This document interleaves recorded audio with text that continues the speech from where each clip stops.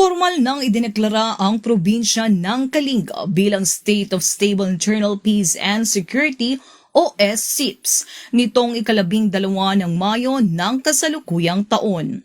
Kasabay ng deklarasyong ito, formal nang inilipat mula sa Philippine Army patungo sa Philippine National Police ang pangunahing responsibilidad sa pagpapanatili ng kapayapaan at kaayusan sa buong lalawigan. Pinaunahan ang ceremonial handover ni Lieutenant Colonel Jimrick Obias, Commanding Officer ng 103rd Infantry Battalion ng Philippine Army, at Police Colonel Gilbert Fatiig, Provincial Director ng Kalinga Police Provincial Office.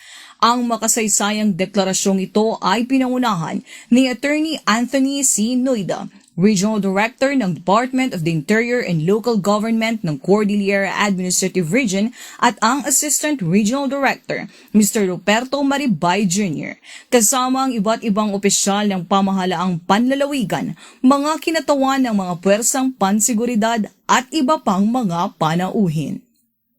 Binasbasan naman ni Reverend Father Melcher Pasado, Parish Priest ng St. William's Cathedral, ang mga marker ng bawat munisipalidad, lungsod ng Tabuk at ng probinsya ng Kalinga bilang simbolo ng pagkakaisa at matatag na kapayapaan sa lalawigan.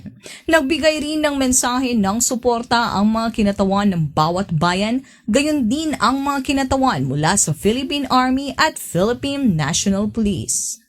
Ang nasabing aktibidad ay patunay na ang tunay at pangmatagalang kapayapaan ay hindi nakakamit ng iisang institusyon lamang, kundi sa pamamagitan ng pagkakaisa at sama-samang pagkilos ng mga ahensya ng pamahalaan, mga puwersang pansiguridad, mga leader ng komunidad at ng mamamayan, tungo sa isang mapayapa at maunlad na bagong Pilipinas. Mula dito sa Tabuk City, Kalinga, ako ang iyong Police News Network Correspondent, Police Staff Sergeant Precious May Donaal, alagad ng batas, tagataguyod ng Balitang Pulis.